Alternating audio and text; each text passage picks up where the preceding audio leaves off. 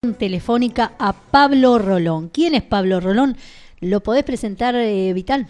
Así es, Luciana, muchísimas gracias. El profesor de Historia, Pablo Rolón, que es de aquí de nuestra zona, que trabaja en las escuelas secundarias, en los niveles terciarios, y es un militante activo de nuestra vida cotidiana y, por supuesto, de la lucha de las igualdades y los derechos de toda nuestra comunidad. Así que un placer tenerlo con nosotros. Pablo, buen día, ¿cómo te va? Muy buenos días, Vital. Bueno, también a Luciana, bueno, a todos tus oyentes. Y bueno, mucho título para la presentación. Bueno, pero no he mentido en nada. No, no, no, sí, qué sé yo, siempre, bueno, luchando por lo que consideramos justo y causas nobles, ¿no es cierto? Y Así me es, así parece es. que por ahí pasa. Ujú. Bueno, vosotros, yo hice una breve introducción de lo que significó la fecha del 25 de mayo de 1810, en ese hecho de ese cabildo abierto, y me gustaría que nos cuentes un poquito qué significó ese cabildo, y si podés decirnos qué significa un cabildo, y más aún abierto, sabiendo que en ese momento dependíamos de las decisiones que se tomaban en España. Ujú. Un cabildo no tan abierto. Bueno, Bueno, sí. el cabildo era, para ubicar a los oyentes, la administración pública, los funcionarios del cabildo, oidores, alcaldes, jueces, eran funcionarios peninsulares, es decir, eran funcionarios se decía peninsulares a los habitantes nacidos en la península ibérica, en España, donde está España y Portugal, en la metrópoli. Entonces el rey designaba, ¿no es cierto?, a través de sus virrey, en cada capital de virreinato, en este caso Buenos Aires, bueno, los funcionarios del cabildo. Y el cabildo abierto era una situación de excepcionalidad que se presentaba en momentos cuando se requería a un momento complejo o de urgencia, se requería el cabildo abierto. Se invitaba a los vecinos. Y aquí hay importante remarcarle a los oyentes, ¿por qué digo un cabildo no tan abierto? Primero, que los vecinos,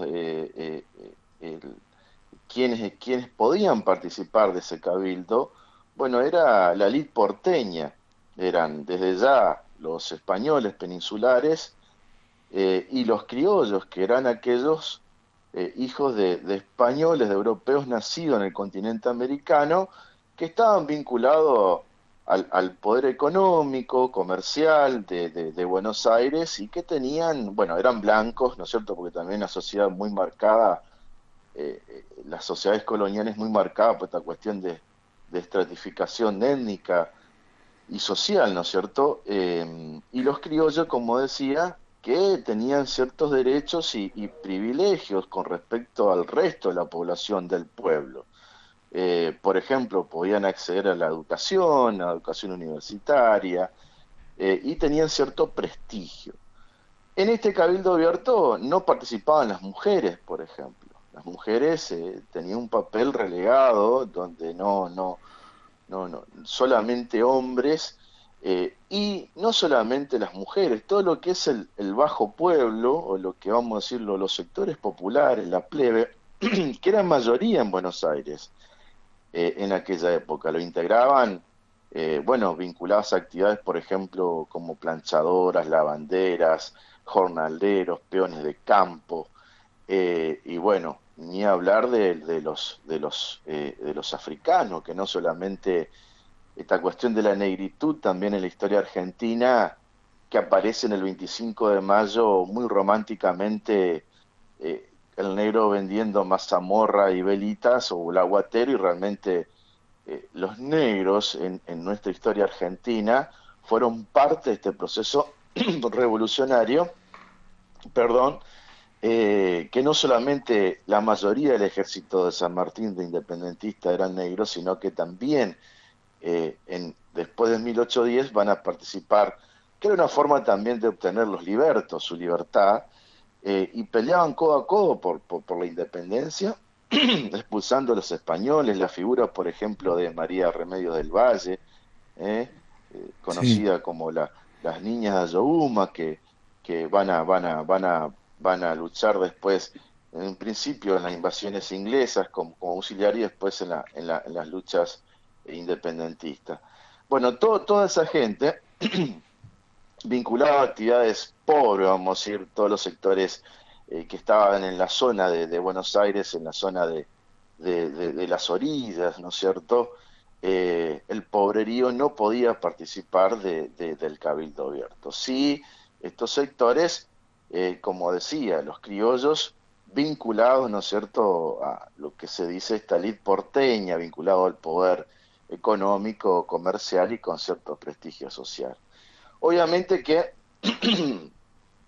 este cabildo abierto se presiona a Cisneros en función de lo que estaba sucediendo en Europa. A ver, siempre yo le digo a mis estudiantes que no podemos analizar la historia argentina sin tener un contexto mundial y exacto. latinoamericano. Sí, sí, España venía atravesando desde 1808 lo que fue la ocupación francesa. Napoleón Bonaparte va a tomar justamente, va a ocupar España en 1808, bueno, y depone, destituye al rey por entonces Fernando VII y le pasa la corona a su hermano José Bonaparte y lo toma prisionero a Fernando VII. En reacción a esta situación, eh, los españoles ofrecen resistencia y forman juntas de gobierno en nombre de la soberanía del rey depuesto. Es decir, ni bien volvía Fernando VII, bueno, se restituía esa soberanía. Y con una junta central en Sevilla. ¿Qué pasa? Próximo, en el mes de mayo, de los sucesos del 22 o 21 de mayo, llega la noticia de España que la Junta Central de Sevilla, con sede en Sevilla, que tenía la administración de las colonias, los virreinatos, transitoriamente, mientras Fernando VII estaba preso, había caído en manos de Napoleón.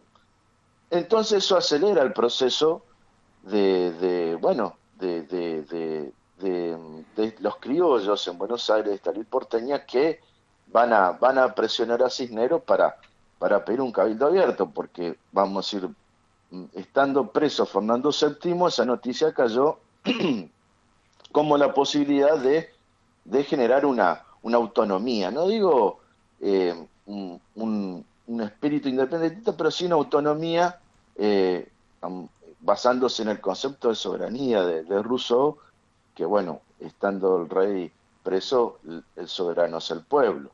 Entonces, bueno, los sucesos de mayo que van a desembocar en el primer gobierno patrio,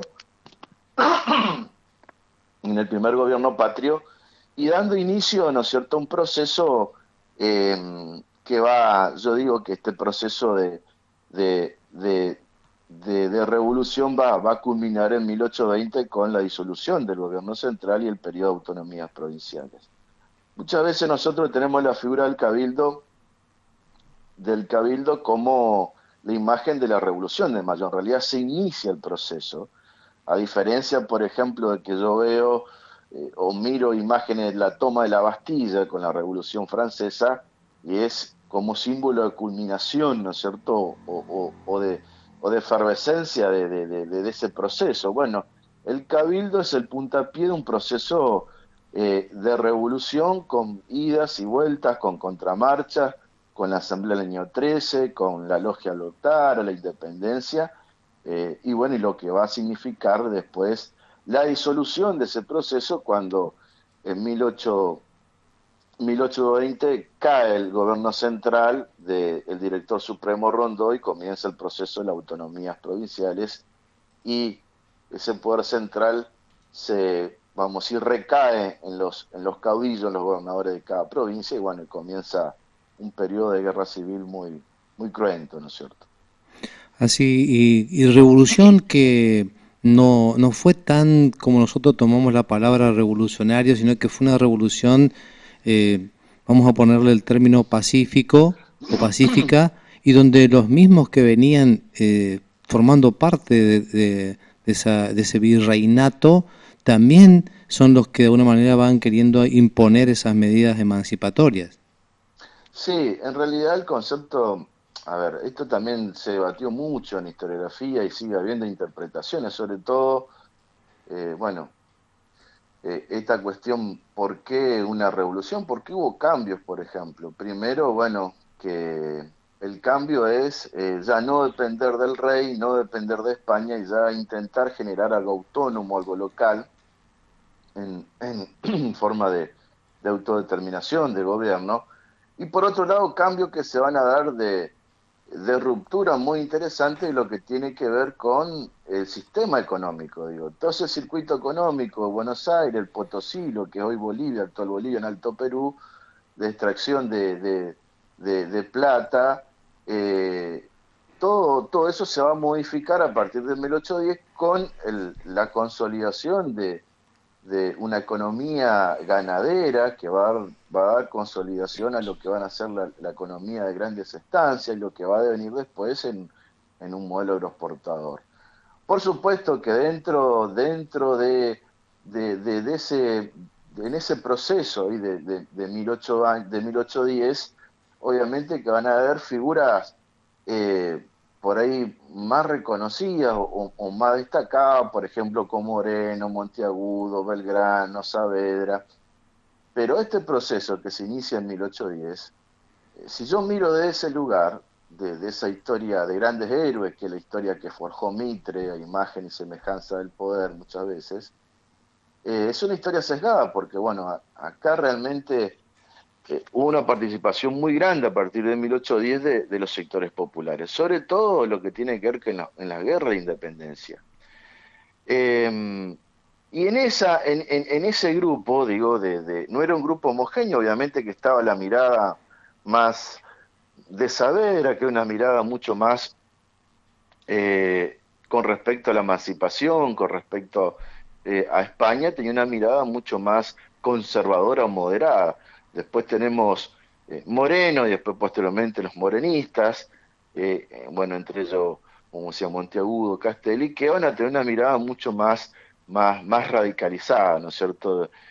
Cortar abruptamente los vínculos con España y forjar, llamar a un congreso para lograr la independencia y poder declarar una constitución. Claro. Nosotros transitamos un largo periodo de recién del 1810 a 1816, recién ahí, por presión de San Martín, entre otros, se va a declarar la independencia de España, pero mientras tanto, bueno, había estas cuestiones de, como decías vos, de por ahí de idas y vueltas, bueno, seguimos en nombre un gobierno autónomo, pero bueno, pero por ahí eh, hasta que vuelva Fernando VII al trono, ¿qué va a pasar? Bueno, todo eso va a ocurrir en este periodo.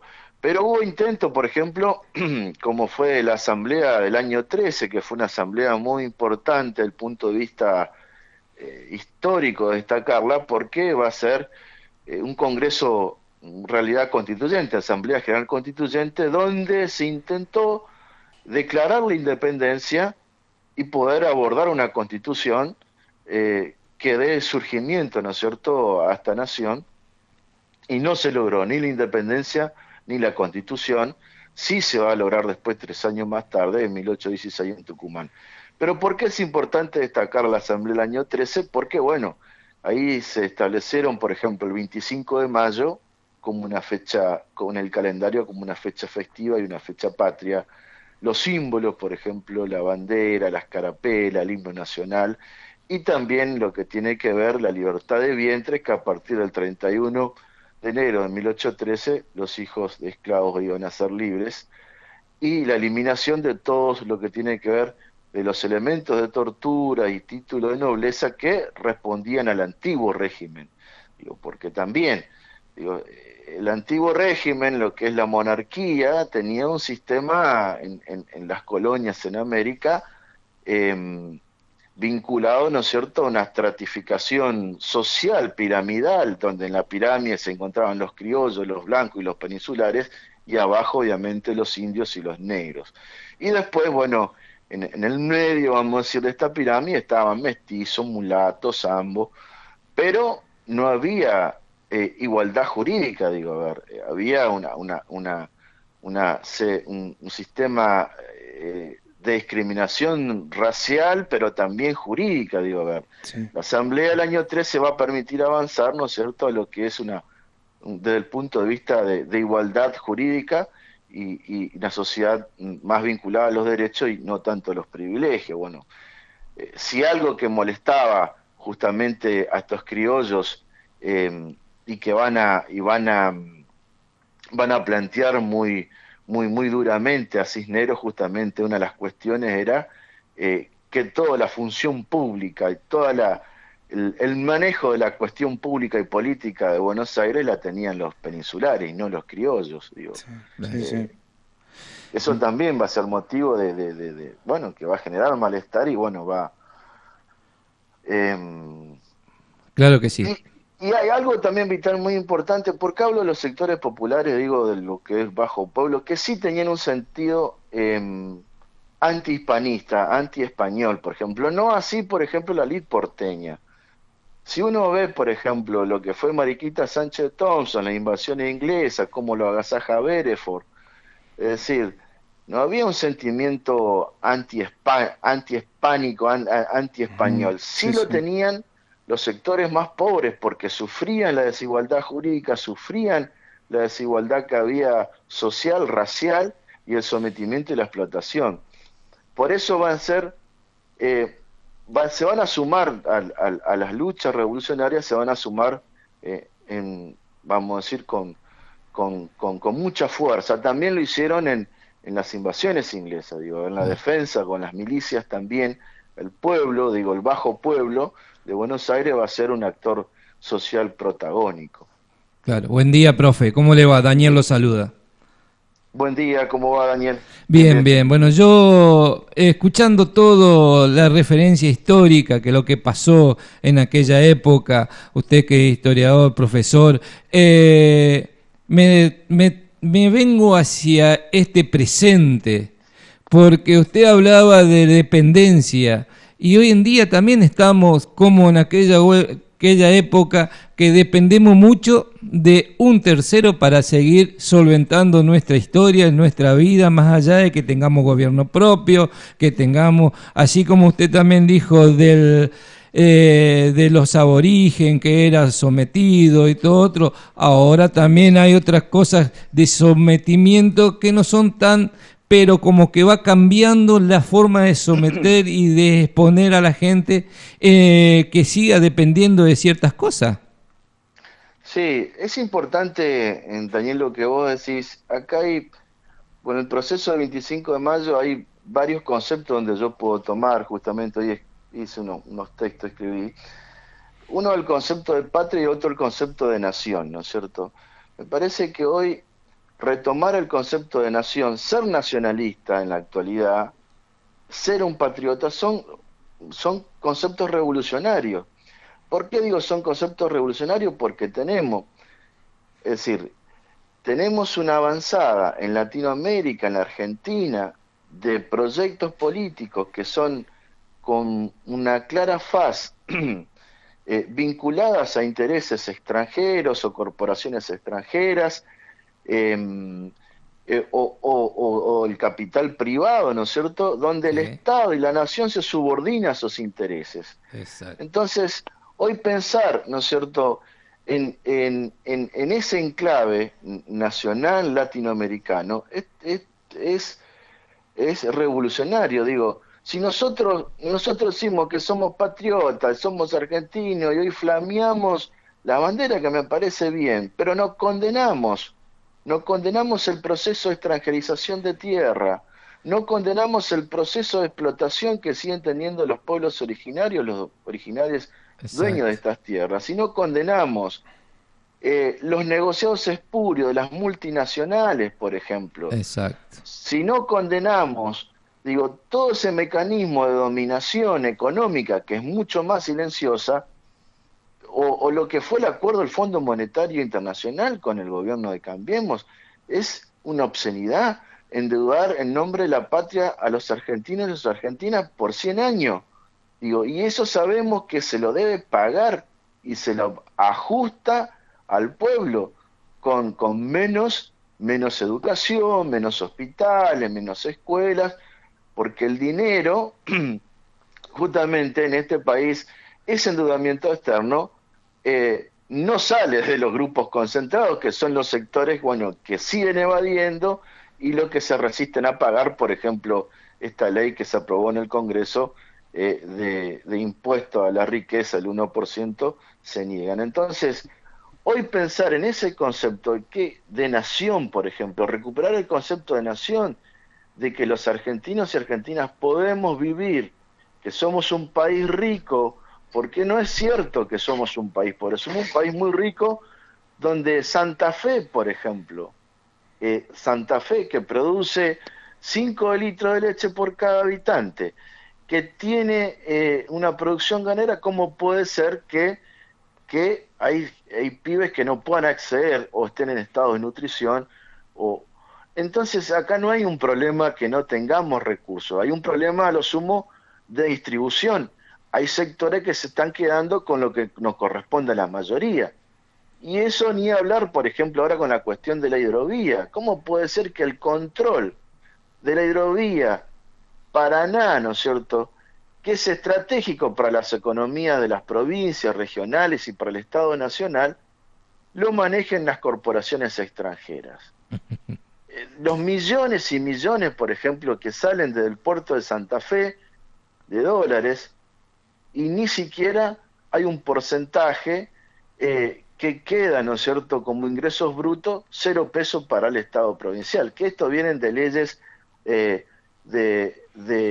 hace mucho tiempo, obviamente que hay que reformularlas en la Constitución, pero digo, esa expoliación de recursos, de esa subordinación, ¿no es cierto?, a las metrópolis, en su momento fue el Consenso de Washington en los 90, en la época del menemismo, a Estados Unidos, lo que fue el acuerdo con el Fondo Monetario, eso realmente tiene que indignarnos como argentinos. Pero ¿por qué no me indigna? ¿O por qué la mayoría nos indigna? Y porque no tiene claro el concepto de nación. Claro. No tiene claro el concepto de nación. ¿Qué significa ser nacionalista? Digo, significa eso. Digo, pensar una Argentina con desarrollo autónomo desde el punto de vista tener derecho de pertenencia. Totalmente, y pensar un desarrollo en Argentina, desarrollo autónomo. Yo el otro día pensaba la cuestión del ARSAT, por ejemplo, que uno se sentía orgulloso del lanzamiento de los satélites, pero fue invisibilizado para los medios. ¿Por qué? Porque para estos sectores la nación tiene que estar subordinada a los intereses de las corporaciones extranjeras. Entonces, les es mejor visto que el Estado argentino haga concesiones de sistemas satelitales comunicacionales con empresas francesas, por ejemplo, y no celebrar que Argentina tenga un desarrollo autónomo y estratégico, ¿no es cierto?, de poner en órbita satélites, porque ahora si Estados Unidos decide cortar Google, por ejemplo, nosotros tenemos una posibilidad de desarrollar tecnología y tener autonomía de Internet gracias a los satélites. Claro. Pero para ver eso, yo tengo que tener un concepto de nación y entender qué ser realmente argentino de este sentido. El otro concepto de patria, obviamente, que ni hablar, yo no puedo decir que soy un patriota, ¿no es cierto? O por eso hay que recuperar el concepto de patria grande, el concepto que tenía San Martín, que tenía Belgrano, Moreno. ¿Qué mirada tenía ese otro de los sectores populares, de los pobres? Me parece que da para una interesante reflexión esta fecha y poder repensar qué Argentina queremos, Gracias. hacia dónde queremos ir. Pablo, buenísimo, la verdad que excelente, la verdad que tenemos muchísimos temas para relacionarlo con esa emancipación de ese 25 de mayo de 1810. Lo que nos queremos nosotros es agradecerte tu tiempo, tu participación y seguramente te estaremos llamando en otras ocasiones para seguir hablando de nuestra historia y cómo vivimos el presente hoy en base a todos estos sucesos, no solamente de 200 y tantos de años, sino de muchos años más que nos trae hasta nuestro presente. Muchas gracias, Vital, bueno, Luciana, el otro compañero, Dani. y bueno, a Daniel, así que bueno, saludos a los oyentes y bueno, que tengamos una buena jornada y bueno, le damos tarea a pensar el concepto de nación y de patria. Exacto. Y por supuesto, a seguir soñando una patria más justa, libre y soberana. Muchísimas gracias, Pablo, y que tengas un excelente día. Muchas gracias, muchas gracias. Te estoy escuchando. Tu programa favorito. Te estoy escuchando.